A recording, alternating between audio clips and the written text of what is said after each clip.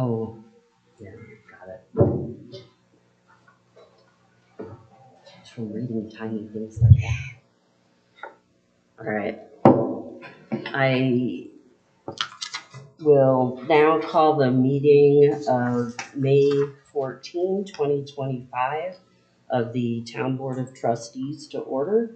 The first item after that is the Pledge of Allegiance and a moment of silence.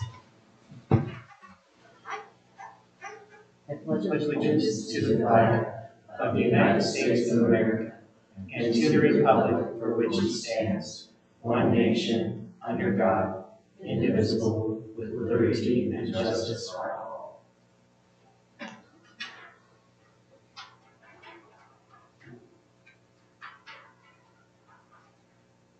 Thank you.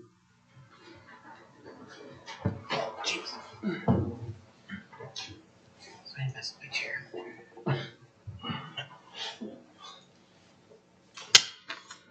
All right, next item is roll call. So will the clerk please call the roll? Yes. Mayor Cindy Simpson. Here. Mayor Pro Tem Frank Porter. Here. Trustee Andrea Sisardo. Here. Trustee David Payne. Here. Trustee Dale Hennett. Here. Trustee Nicholas Manning. Trustee George Wood. Student liaison Elizabeth. Here. All right, thank you. For the first decision item is approval of the agenda. And so I would entertain a motion for that. I'll make a motion to approve the agenda as presented by staff. Second. Okay, we have a motion and a second. Will, all in favor? Aye. Any opposed? All right, passes. So our next item is audience business, and somewhere I have a shorter version, which is lovely. It's right here. All people wishing to address the board shall do so from the podium provided in the boardroom. Comments shall be directed to the Board of Trustees, not to the audience. Public comments regarding items not on the agenda shall be limited to 5 minutes per person. And public comments regarding public hearing items on the agenda will be limited to 3 minutes per person at the time the item comes up on the agenda. And no person shall be allowed to speak until recognized by the mayor. And the board will not respond to citizen comments nor take any action during audience business. They may instruct staff at the end of the meeting if further action is needed or desired by the majority of the board. All right. That said, we have one person who signed up. Mark Ward.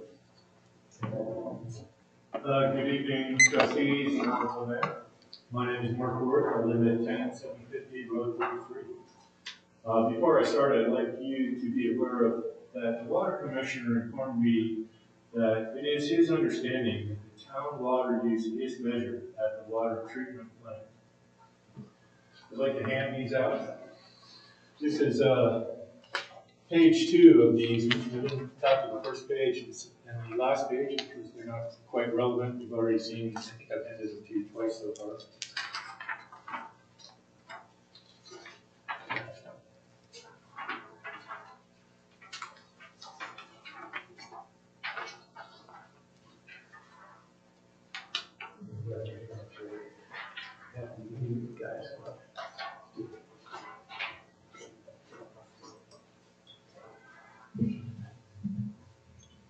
The easement before you was agreed to in 1960 and included 2 unrestricted raw water taps and the water not used by the town of the town's 1.4 CFS water line in the West Memphis River in exchange for the use of our land.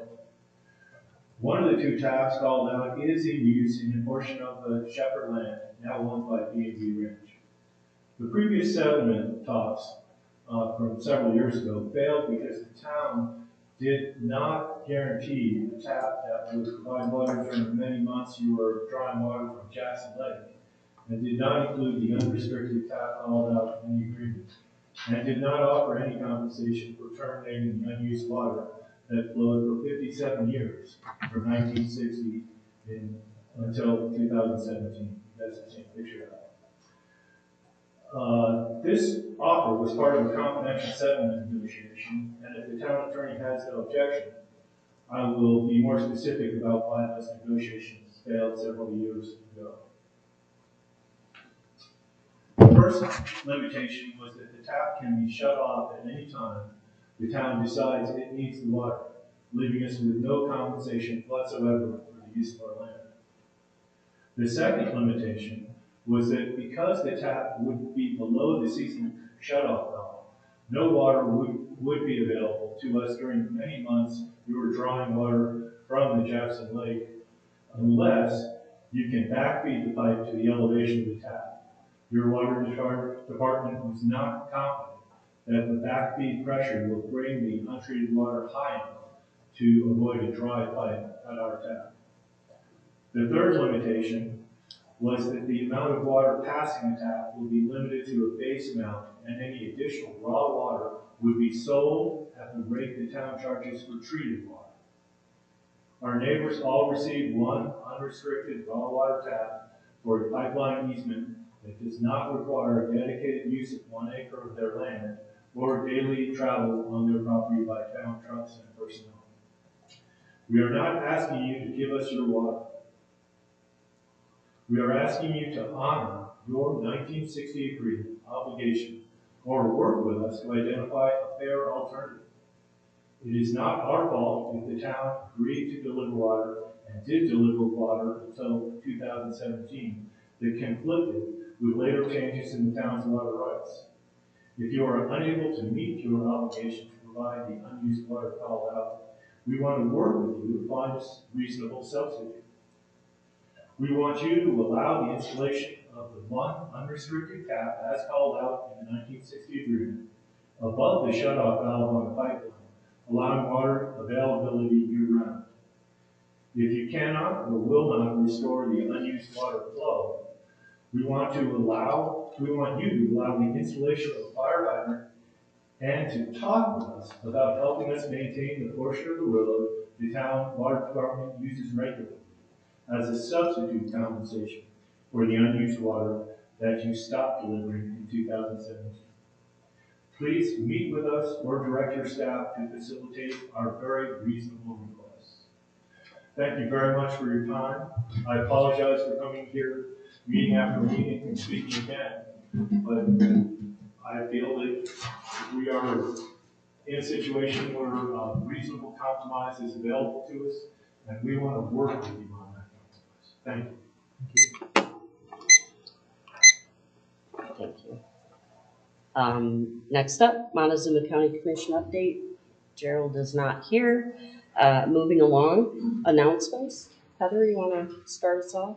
We do have a couple announcements, Terry, and then Jason, and myself, and Jim. All right. Terry, go ahead.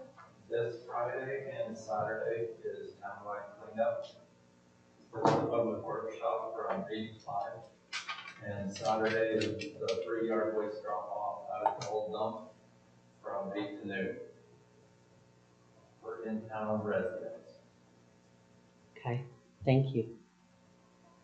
And then, just a quick reminder, next week, the Fellow Division of Housing folks are going to be doing a regional tour. They're going to be taking the tour at the Timberage Systems plant on Highway 160. They should be getting there around 2:30, 2:45. Will be a tour, and it's open to the public and you guys as well. So please plan to attend if you're available. Thank you. I know that Brent is attending. Is anybody else planning on attending that Timberage location? Currently, I plan on it. Cool. So I 2:30ish. will be working. Cool. So if it's just Brent and Daniel, then we're good. If anybody thinks they may attend, please let me know, because I will notice a public meeting. Even though we're not necessarily conducting business, I still want to be super transparent when we have more than 3 trustees in the same place at the same time as trustees. Yeah. So just send me an email and I'll make sure we talk. All right.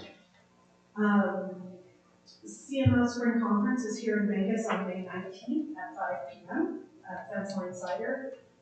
We have heard from 3 trustees that they're planning on attending, Cindy, Brent, and Daniel. Is anybody else planning on attending? Andre, sir? Monday. Five. Okay. Put me down as a strong maybe. Okay. And the city of Cortez has requested that the community intervention program special meeting be held in executive session. So I'll be working with David to notice the appropriate executive session. Say that again? So the community intervention Oh, program meeting yeah. that we're having in June, I believe it's June, but I have to check my calendar. City of Cortez has requested that be an actual executive session, not just a workshop. Okay. Does it fall under the criteria for an executive session? I believe it could for our negotiation on the board, yes. Okay. That's how we historically have those conversations. What are they afraid of? I didn't ask. I kind of want it to be public. I'll be running that meeting, so Yeah. I want it to be public. Do you want me to put this discussion item for discussion and action or direction for the next meeting? Because we are in announcements. Yes. Yes. So, okay. Please. I asked for a meeting with them, and there was no mention of it being executive session. And therefore, I would rather it be public, and if they have something to say, I'd like it to be open to the public. I will say when Drew responded, he did say, he used the word executive. I don't remember the email if he said session, executive meeting or executive session. I took it to mean the executives of the town. And so he corrected me and said, no, executive session. So I said, sorry, I misunderstood you on that. No, I'm sorry, but I feel weird about that. I don't think that if we're going to kill a program that is the benefit to the entire county, I think that the public needs to know why. I'd like to see his rationale for why he wanted an executive session. So we And can if understand it. if they don't want to talk about it in public for some reason, then they need to tell us why. So I will put this topic on the May 28th agenda. I will let Drew know of your comments, and then we'll go from there. Does that work? Yeah. I'll do that. Because first they didn't want to have the meeting, and now, like, I want to know why. I can do that. Jamie has our last announcement. Yes. This meeting is our last meeting for our student liaison, Olivia Jukes. She has been awesome and continued to take care of us having this program. So we have a little certificate and a scholarship check.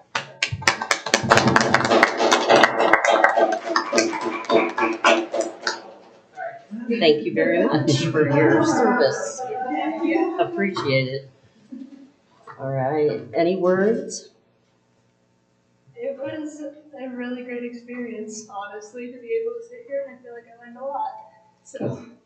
That's awesome. Look forward to seeing you on the board soon.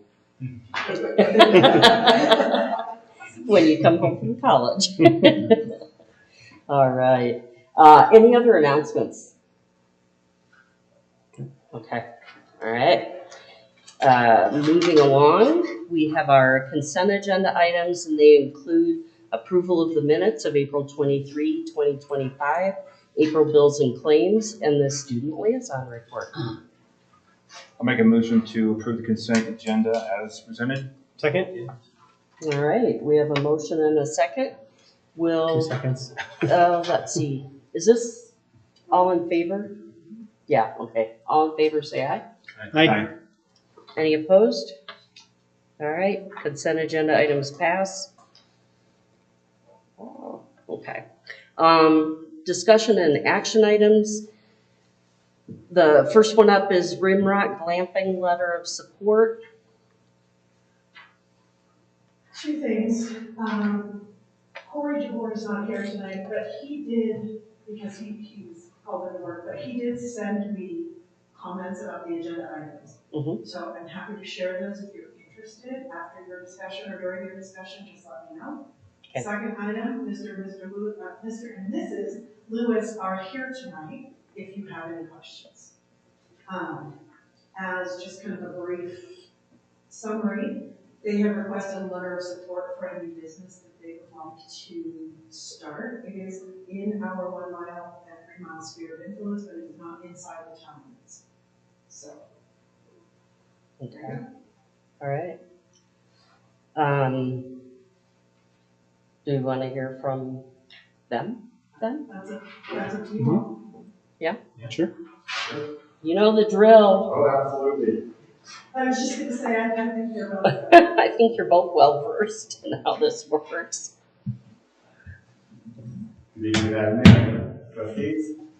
My name is Barry Lewis, this is my wife Victoria. We are here asking for your support, or letter of support, for a business that we're trying to start called Rimrock Glamping.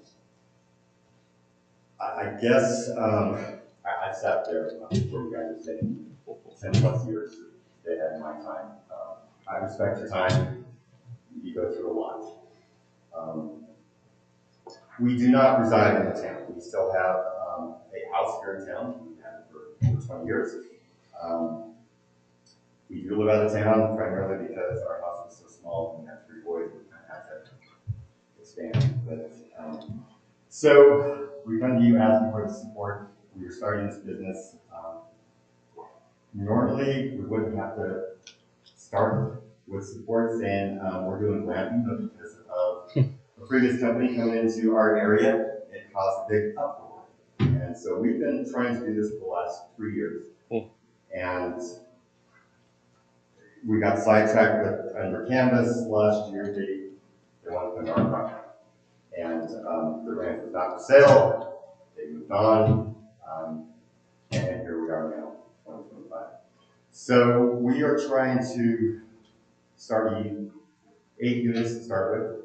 There will be safari tents, covered wagons, ensuite bathrooms, bathrooms inside. No open fires, no stoves, period. We're going to have AC, gas, mini splits. Just kind of, we know where we live. Fire season is going to be upon us in a couple of weeks. And we still realize people want some kind of fire. So yes, fire is a natural solution. So we plan on putting this on our, familiar with County Road 44, Echo Basin Road. So my family has a ranch up there, generation. One of our parcels is in between Webb Reservoir and Forest Woods. So my family about 30 years ago turned our ranch into a mini ranch, so to speak.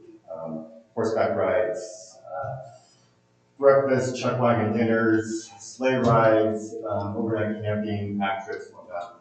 And in 2000, the county came to everybody and said, hey, we want to do a new zoning law. We're allowing self-zoning. So my family's ranch was zoned for retail. My dad was a saddle maker and he had a saddle shop at the time. Horseback riding, camping. But camping is definitely different when you put the toilet in the mix. So through all of these things, we've talked to planning and zoning and they have requested us to go through a planned unit development, which is kind of a scary thing because there's really no distinction from the county standpoint if we do canvas tents or 2,500 square foot homes. So they're fitting us in at what they have currently on the books to make it a reality. But so this is what we have to do. We already have a horseback riding stables right next to the Forest Service, corrals, everything. And we're going to put our glamping right next to it. Not right on top, but within. We get it. Within the area, yeah. With air filtration.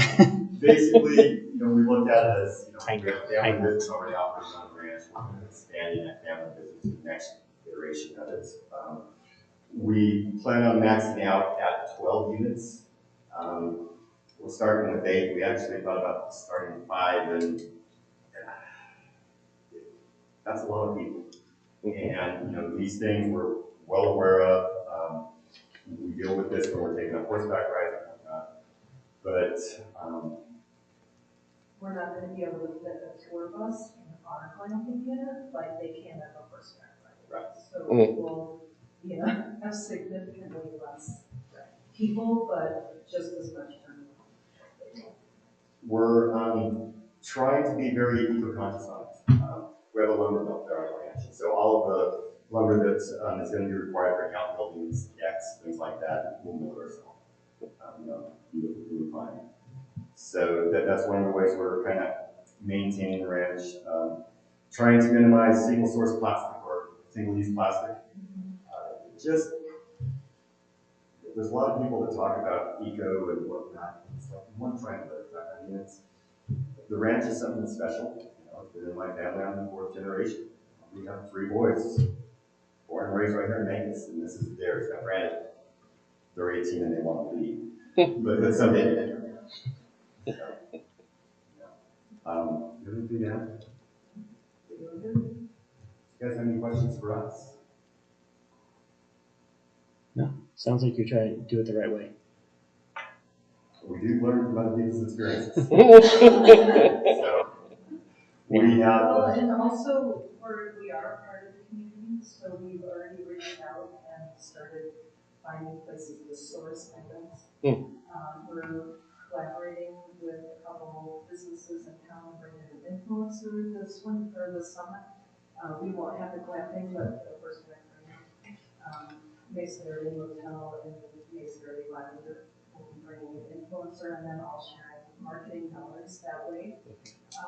And so we just want to continue to be a part of the town, and everyone's invited out for a tour when we get going, and love to see all up there. Okay, thank you very much. Staff.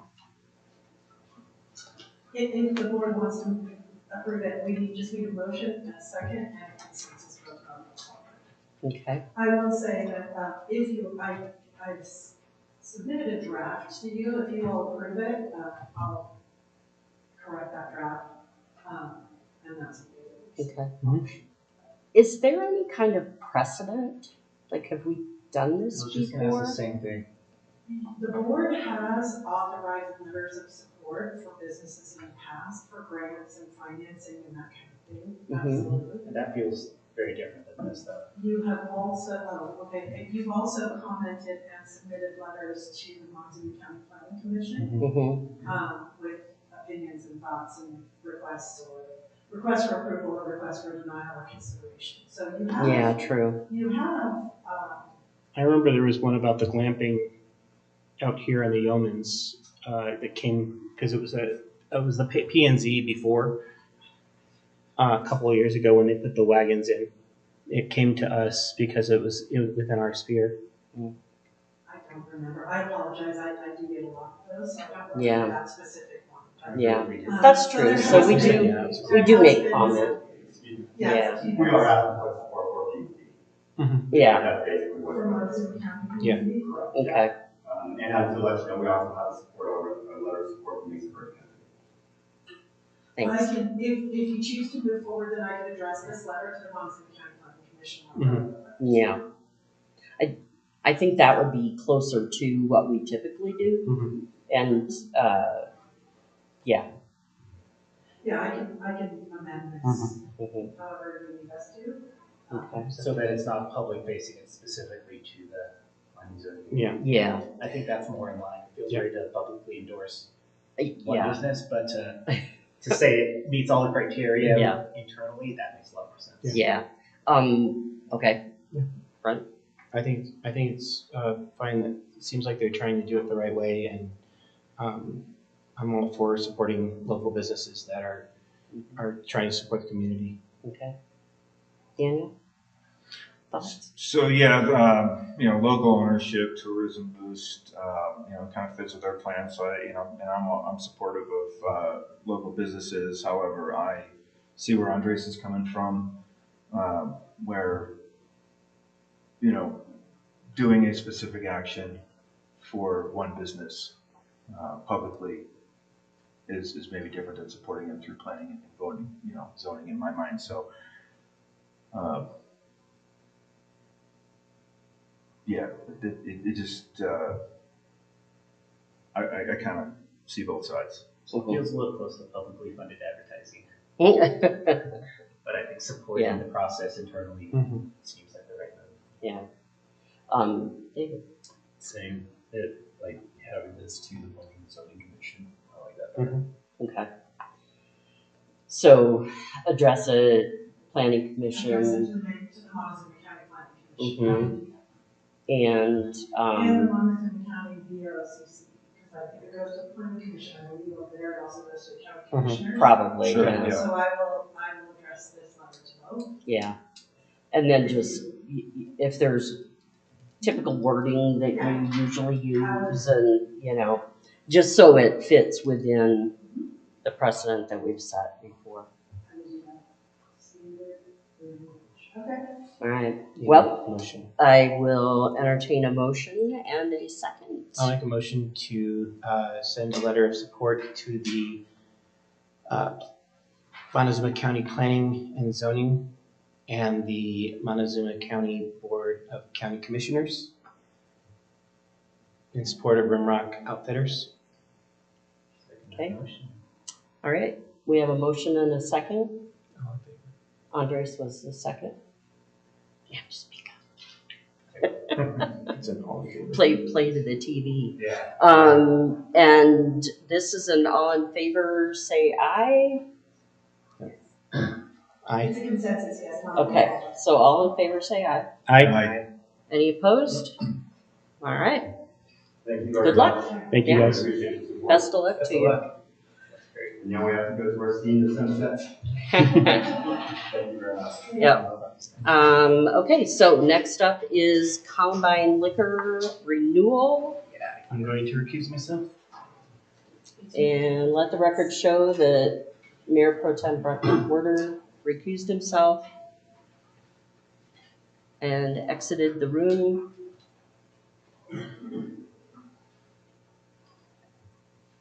All right. Mercedes. Yes. So the liquor license for Colwyn Inc. Will renew on May 12th, which was yesterday. Brent and Rachel McWhorter have both submitted their application for their renewal, and the Memphis Marshal's office has no objections to this renewal. Okay. And refresh my memory, as long as they submit it before the renewal date, then we're still legit Yes. to handle it? And the state is giving a little leeway right now because they are behind. Hand in Hand had to actually call the state like 4 times before they finally got their agreement. Oh my. They're really behind, they're short on staff. Yeah. So they're really working with the municipalities right now. Okay, all right, cool. Any questions? All right, will the clerk, we need a motion. I'll make the motion to approve Wait. Columbine Inc. liquor license renewal and authorize the town clerk treasurer to submit the renewal application to the Department of Revenue. Second. All right, we have a motion and a second. Thank you, guys. And Heather? Discussion. Related to your question, Mhm. the town also has the authority to issue a temporary license in instances like this, where either it's submitted late, we didn't get it, or the state's taking time, we can issue a temporary license. So they're currently legal in their operations, even though the license has expired, we have the authority to issue a temporary license. Okay, is that done by staff? Yes. Okay. The All clerk right. has that authority Okay, under statute, cool. liquor law, and. Oh, that's nice. Yeah. So we're good there. Are those Okay. 30 day or 60 day? 90 days, and you can do it twice. Perfect. Sweet. All right, we have a motion and a second. Will the clerk please call the roll?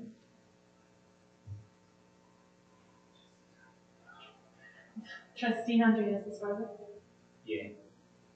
Trustee David Lee. Aye. Trustee Dan Lyon. All right, motion passes unanimously. Let the record show that Mayor Pro Tem Brent McWhorter is being escorted by the marshal back to his seat. Not for the first time. Okay. Sorry, y'all. All right, so next item up, it passed, by the way. Oh, really? Yeah. So the next item up is Mancus Marshal's office, hardscape and landscape. So, we're getting close for the second time to being done. So I'm coming to the board to ask for a reallocation of funds from approval of resolution 6 series 2025 in support of the Mancus Conservation District. The employee that allocation was supposed to go towards is no longer there. So to get the marshal's office zero-scaped and completed, I asked the contractor that's been working on the marshal's office to do a bid to tie that all in. Sticking with kind of our downtown theme, it will be a railroad tie retaining wall on the northwest corner between the walking path and the building for the concrete stairway. Red decorative rock for the front, and then just normal washed gravel on either side of the building. And as far as right now, no shrubbery, no anything, just straight zero-scape, because after 6 years of board meetings, I understand the board is really water wise and wants us to focus on being water wise. So the less water consumption that I have on that, and on top of it, it's designed to be as green as possible with the insulation. I understand everybody hates building, but it doesn't take much heat and it doesn't take much for cooling. So with that, if you have any questions on the proposed bid that I can go over, it would just be a reallocation of what was going to go to the conservation district to use at the marshal's office, and it would be roughly a general fund savings of $4,600 from what we were going to spend. Okay. Any questions? Okay. Can maybe Heather offer a little context on the conservation district, just a little more about that? Yes, they lost their funding earlier this year. And so what we did was we had talked to them about one of their employees that was funded with federal grant dollars. And so we were going to give the conservation district $30,000 to support that position until everything settled down and everyone figured out federal funding and state funding and that kind of thing. Unfortunately, that employee is no longer there, so there's no need for us to fund that position. So we're asking that be reallocated to the landscaping at the marshalls. Hardscape, I guess it would be essentially. Hardscape. And just so that, I know this isn't in my staff report, but I'd like the landscaping to be done before we do the ribbon cutting, if the board approved this. So that way, because it's going to be in the paper, so I'd like it all be tied together versus still look like it's in construction. So depending on what you guys decide, I'd like to push off ribbon cutting until we know, and the front of it's complete. Now, granted, the artwork and everything, that's down the road, but make it look as good as we can for the board. Yeah, for that. I like that. Any other questions, comments, concerns? All right, I would entertain a motion in a second. I make a motion to reallocate the $30,000 from the Mancus Conservation District to landscaping of the Mancus Marshal's office. Okay, we have a motion and a second. Yeah, and will the clerk please call the vote? Mayor Pro Tem Gordon. Aye. Trustee Brandon Smarter. Aye. Trustee Dave Lee. Aye. Trustee Daniel Hunt. All right. Thank you, board. Thank you. Yep, thank you. Good job finding money. That's what I'm good at. It's that detective in you. All right. Our next item is 2025 first quarter financial update. I have been requested, and I did not do it because unfortunately, sorry, my day blew up on me. Okay. To provide quarterly comparisons. So previous years include audited numbers, full year audited numbers. So moving forward, when you see these, you're gonna get second quarter 25, second quarter 24, second quarter 23. So I will do that moving forward. In the meantime, I don't know if anybody has any questions, wants clarification, if you want to discuss this more detail, we can put it on workshop, whatever you guys want to do.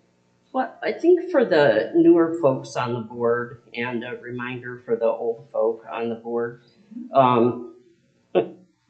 singular, not plural. I think that just a little quick rundown of like, you know, sometimes our first quarter is a little front heavy and our expenditures for the year just. So exactly what Cindy said. Generally, our revenues come in later in the year. Sales tax, we see more of it in the summer, so you're going to see most of that in the third quarter. Mineral lease and severance tax, you're going to see that in the third, sometimes the fourth quarter, because that comes from the state. And property tax, you don't see in the first quarter because everybody pays the property taxes in April. So our revenue is very low for the first quarter of the year generally, while our expenditures are high. We pay all of our dues up front. So Cassell, for example, is, I believe it's in excess of $20,000. We pay that in January. CIRSA, workers' comp, property and casualty, all of the supplementary insurance paid in January. And that's 6 figures. So this may look top heavy. However, staff receives we receive a line item budget for the department heads, and they pay attention. If we're 25% of the way through the year, then any expenditure that's over 25% just gets highlighted, just so we know, just to call their attention to it. So the budget, we're comfortable right now with our budget. Staff is, though, watching expenditures because we are expecting lower than anticipated revenue due to closure of some businesses in town. But we won't see that immediately. We won't see that for a couple of months. With regard to sales tax, in addition to seeing it after tourist season, they are also 2-3 months behind when they remit to us. So if a business sends their sales tax to the state in February, we generally don't receive it until April, sometimes May. So just know that staff is aware of that type of thing, and we do pay attention to that. I'm hopeful that some of the business shifted instead of left. And that's what I'm hoping. We did have, Liverpool did close, it's public knowledge. And with all of the sales tax and the fees that they pay and all of that other good stuff, it's a significant hit to the town budget. So we will be paying attention. And doing what we can. And if we can't make up the revenue or we don't see a shift, then staff will be discussing amongst ourselves and with you, do we need to put out projects? How do we do it and make sure this is okay? One question. Yes. What is the miscellaneous revenue? Is that grants? Miscellaneous revenue is grant revenue where we're the pass-through. Okay. So when we were the fiscal agent for the GoCo grant for the school project, for example, they paid all of the expenditures. We submitted those, and there was a resolution in the home, this is legal. They pay all of the expenditures. We submit those to GoCo. GoCo gives us money, which we will note as a revenue, and then we will turn it back to school district. So for us, it's a net zero. There's a miscellaneous revenue, and then there's a miscellaneous expense. Okay. So that's generally what that is for. Also, it's just any unplanned revenue goes there. It's for our honor. It's just easier for our honor funding. Okay. Okay. Thank you. Great question. Any other questions? All right. Moving on. Boyle Park phasing update. Okay, so Terry and Jason have been working really hard on this. As you know, we submitted a GOCO grant application last year and we were denied. One of the reasons is that our ask was very large, and this is an extremely competitive grant program. So staff has sat down and figured out ways to potentially phase this so we can go back to GOCO with a lower ask. We do have to do some other things as well, but we can go back to GOCO with a lower ask this year and potentially be more successful with our grant application. So I have highlighted the items that would be included in this ask. Generally, it's sand volleyball and pickleball because those were huge, huge asks from the community, including the students at the school, and then all of the ADA contract work, concrete work, in the park. Yeah. Sorry. Sorry, I was getting ready to interrupt you. And this part in the second paragraph of your staff report where the GOCO indicated that the public outreach wasn't inclusive or comprehensive enough, did they give any kind of more specific feedback? Because it seemed like I just don't know that we did enough. It seems like we did a lot. So they just commented that they wanted to see more buy-in from these specific projects. They appreciated the work that you guys did for the initial plan, but because of the competitive nature of these grants, communities are really having to go the next step with these specific projects. So something we tried to do last time, Terry and I worked with the student council at the high school. We made a small donation, and then we also garnered a petition from pickleballers who have named for the club the comments. And even that wasn't quite enough. So as Heather mentioned, there will be other things we do besides reduce the ask. Okay. Pickleball and sand volleyball. Pickleball was the #1 overall in the entire plan from every group that we spoke to. Pickleball was their #1 ask, including the students at the school. The #2 ask from the students at the school was sand volleyball. So that's why we figured we will include those here and try to do a little bit more pointed outreach towards pickleball and sand volleyball. And see if that, rather than just saying this is what came out of those meetings, actually getting some actual written feedback and comments. Hoping that this time will be a little bit more successful. Yeah. At one point, we had talked about sort of a smaller scale mimicking Fort Collins in how they have certain specific projects that they'll take donations for. And I wonder if this would be a possibility, and it would also show like for real buy-in if people are actually donating money, not just signing a petition. And so I'm wondering if that might be a way to test this. We received financial donations, and that was outlined in the application last year. I just don't know. It was not substantial. Yeah. People are having a hard time. Yeah. So we continue to publicize that, but we can't force. You know what I mean? So we're hoping that like having the pickleball club reach out and working directly with them, we're doing our best. It is extremely competitive. The GOCO grant is so we'll try again this year and see what happens.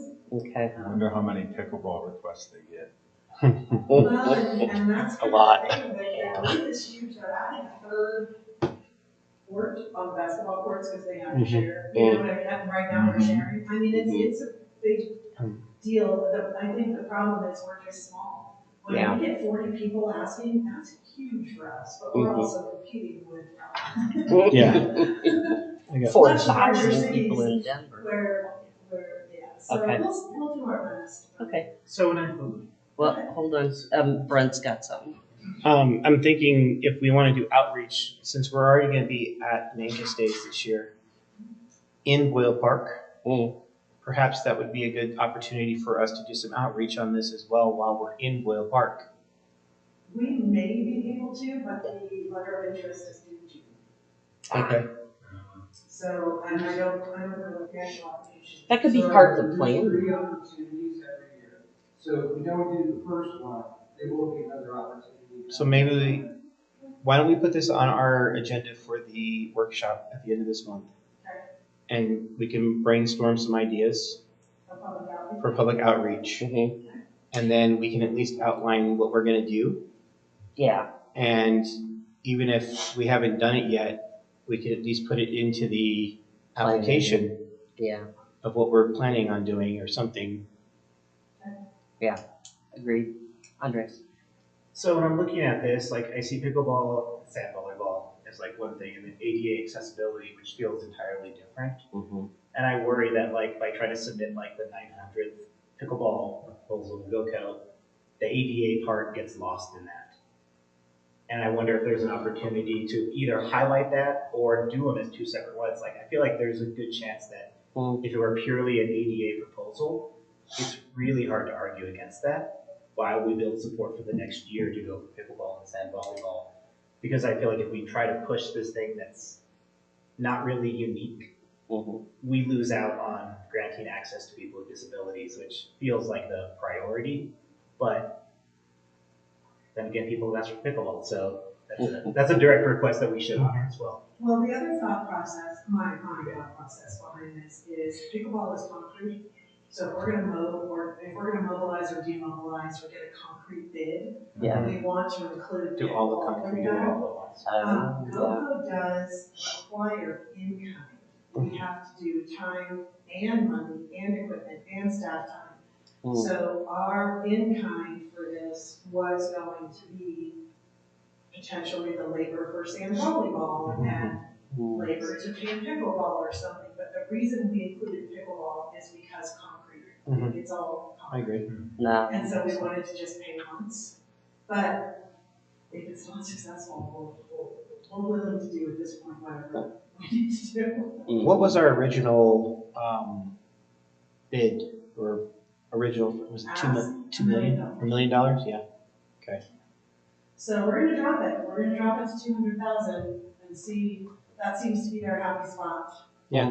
So That's we'll keep just trying. right. But we will absolutely emphasize the ADA piece of it. And we can just say just like that, we're including pickleball because we have concrete and we have a concrete contractor. I think that justification makes it really clear. Yeah. Yeah. Economy of scale. Mm-hmm. Okay. I'll put this on. Any other questions, comments, concerns that Heather can take care of before the workshop? Okay. All right. The next item on the agenda is CML legislative, jeez Louise, legislative action, HB 25-1300. Heather? Somebody asked me to add this to the agenda because CML is asking, if you are so inclined, for a letter be sent to Governor Polis by May 16th. So what I did was, at each one of your locations, I did get it on the agenda, I didn't have time to write a staff report. At each of your desks is the CML newsletter explaining their thoughts on the municipal workers' compensation protocols and their sample request for veto. So I don't know if anybody has any questions or if any of you all received this email as well. I believe each trustee gets a copy of this information. So just let me know if you have any questions. If you want to send this letter, then I would need a motion in a second.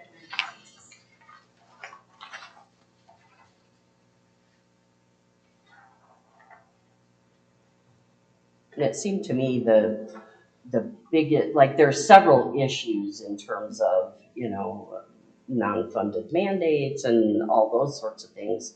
But the big issue that CMO pointed out was it's yet another removal of our decision-making authority and the state taking it from us. Correct.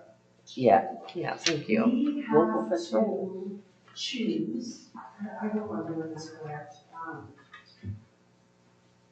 We have to allow an employee or require an employee to choose from a list of providers in the event of a workers' comp claim or on-job injury.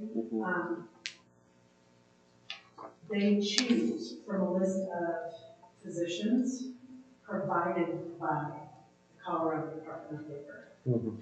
Currently, in a new hire packet, when somebody, for the town, when somebody's hired on, we tell them, we have accounts set up so that if somebody gets hurt on the job, they go straight to Southwest and say it's a workers' comp for the town of Vegas, and then they're treated. We deal with all the rest of that for those poor people.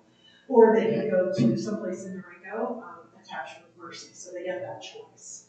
I am not aware yet, because it's not here yet, if those are included on this list. The other thing that we tell them is, these are set up for ease of use for you. However, if you're injured, you can go anywhere you want. You may have to provide more information, and it may be a little harder to get checked in and that kind of thing. But if someone's hurt on the job and they say, no, I want to drive to San Juan Health, we're like, oh, here's my card, just tell me to call us when you guys need something. Right now, the employee gets to select from that list. If they don't select from that list, we have to select from that list. So for me, it leaves a bad taste in my mouth. The doctor's a very personal decision. And I certainly wouldn't want someone telling me, look, here's a list of people you're going to do. But that would. What was the, I can't remember exactly, I was going through this kind of quick because it was late, but wasn't there something in there about some burden going to the town versus the worker? I can't remember exactly what I'm trying to think of. Where I see the administrative and financial burden being, again, Southwest and any clinic associated with Southwest, whether it's the emergency room or walk in here, they have all of the information for the town. So we have already reached out to them and said, here is the contact information. If someone comes in and says, I got hurt, simple, quick and easy, they take care of it, they send us a bill. Same thing with Mercy. It's very quick. By having hundreds of potential, by having a list of hundreds of potential people, it's going to be a bit of a nightmare for a one-person HR team to deal with doctors, radiology, all the different bills that you get from these locations, all need the information. That's what I was trying to think of, yes. Oh, yeah. Well, Right most here. of our staff can go wherever they want. Let's be honest, most of them go. Yeah. They either go to Southwest or they go to Mercy. So what would happen now if somebody got injured on the job and it required a specialist up in Denver? How would we handle? The hospital deals with that. Okay. And then lets us know. And by then, CERSA is involved. Okay. And so each situation is different, but by the time the specialist is necessary, we've got CERSA involved and they're dealing with the specialist piece of it, and we're dealing with. Okay. I just want to make sure, like, no roadblocks for the employee. And I do not know how this affects that. I do not know. Yeah. Yeah, it's the part on that Daniel was talking about. Is on the second page. It says likely to impose increased administrative and financial burdens on local governments and taxpayers. Yeah. I think that's what you're talking about. Yeah, it was a 22-page bill. I was trying. I was trying to read it, but obviously didn't have enough time. Yeah, no. I mean, 22 pages is relatively short, so. Yeah. I also think, and I don't have all of the details, but there's one sentence in this summary that says the bill also requires adherence to the department's utilization, Department of Labor. Department's utilization standards for treatment authorizations. I don't know what those are. Well, But they're probably not the same. So Yeah. I wonder if that's where that administrative burden is coming in, because that would affect not only us, but also the employee. right. We've all run into a situation where we're trying to get something done and our insurance companies push it back. This is going to require an additional step of following the Department of Labor's guidelines to get treatment authorizations. Right. It just brings one more layer of it. And if they change something, we don't have any say in it. That, and let's be honest, down here in Vegas, we do our best to stay abreast with current legislation, but it's not always possible for us to know every detail of every proposal or everything that's passed the minute it's passed. Right. It's just impossible for us with the admin stuff we have. Yeah. So, Okay. So anyway, that's my opinion. This is completely up to you all. Okay. We obviously will adjust to whatever. Yeah. So, so I would entertain a motion and a second for approval of sending a letter, expressing our, dislike? Request for a veto. Request for a veto. Yeah, what we're doing is we're asking the polls veto the Okay. legislation. If you're so. I'll make a motion. Oh, For so that. moved. So Okay. moved. I'm not saying it again. So moved, right. That's a lot of word salad. Make it sound nice. Do we have a second? I'll second that. All right. So the clerk call the roll. Yes, Mayor Pro Tem Trevor Wood. Aye. Trustee Andres Esparza. Aye. Trustee Dooley. Aye. Trustee Daniel. I'm going to abstain. I feel like I don't have enough information. Okay. Thank you. Okay, so motion to send the letter requesting that the governor veto HB 25-1300 has been approved. All right. Moving along. Items for May 28th, 2025 meeting. We have workshop, make a school board, workshop begins at 5:30, just as a reminder. Consent agenda, will have April 23, 2025 minutes, any committee update reports, Main Street program update, public hearing on ordinance 788 series 2025 on flag lots, something that the planning and zoning has been working on. And then annexation proposed changes. Is that proposed changes to our annexation code? That our process. Okay. Oh, okay. Jason's been working on that. It was on that original list of things that, Yeah. and before we draft an ordinance and all that other good stuff for consideration, we just want to make sure we understood what we just read. And then we'll also have the discussion on the Community community intervention. intervention. Yeah. Special meeting. Yes. And I may, depending on what else gets added, ask if it's okay with you all, if the next meeting, we talk about the town logo and seal art that we've been talking about. We finally have some quotes for that, the logo and the seal especially. So I think if the agenda doesn't seem to get too long, that is absolutely no rush, so. That's fine. If it gets too long. Okay. Anything else that anybody wants? Yeah, before we wrap up, I've submitted some documentation to our town attorney regarding a procedural concern. I trust David can advise us whether this should be addressed in executive session or a public agenda item. So I'd like to request that it be added to our future agenda, either as an executive session or a public agenda item based on the town attorney's recommendation. Okay, so to clarify, trustee, advocate has handed me, some documents about, liaison reports and with some questions. I didn't really get to digest the whole thing, thoroughly, but I just kind of skimmed through it. And, I think if the board wants, legal advice on what goes with the liaison reports, I'm happy to provide that, or how things get put on the agenda. Legal advice in the executive session for the attorney conference, It's up to the board if you want to, do that. I don't know. I don't know enough to know if it'd be executive. I don't know if it's an executive session or just an open session. It's not really a legal. Executive session, but it's up to the board. Okay.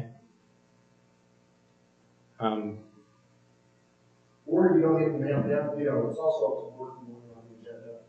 Yeah. I think it would be worthwhile to have a work session on amending our protocols. And then we can have a discussion on, a format, what should be in the liaison reports, things like that. But I don't know. I don't necessarily want to jump directly to a executive session. Yeah. So you're talking more like a meeting to talk about how we standardize. Yeah, kind of how we standardize and, There's more in there than what goes just in the and liaison what goes report out. Oh, okay. for the other trustees' knowledge. Okay. I suggested it as an executive session because that seems like the most appropriate and tactful way to deal with this. Okay.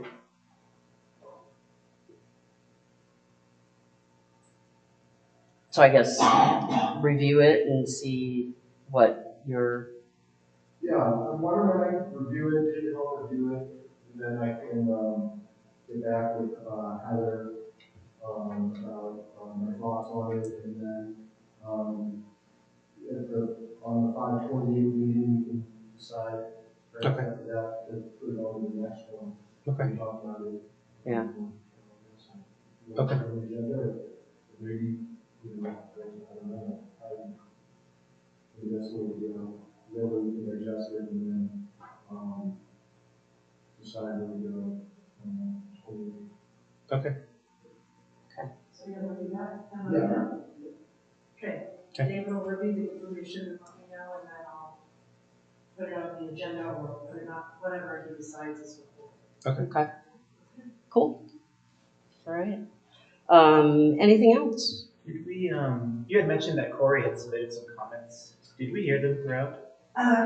We did not, I did give them to Mercedes to put in the permanent file. Perfect. He had no objections to any of those items. Okay, great. He would have voted to approve them all, just for the record. Rimrock Lamping letter of support, I'm in favor of this. Columbine liquor renewal, I'm in support of this. Vegas Marshal's Office hardscape and landscape, I am in support of this. Oil Park phasing update, I support applying for the grant again. If there had been anything on here that objected or had any concerns, I absolutely would have brought them up at each topic, but next time I will, at the beginning of each topic, anytime I receive comments from an absent trustee, I will address them at that. Okay. Thank you for reminding me. Yeah, thank you for the call back. I was just wondering if you had like deeper comments that we like discussion points. Yeah. Like, don't forget to think about this. All right. Anything else for our next meeting? All righty. I would entertain a motion to adjourn. So moved. All right. Got me that. We are adjourned at 7.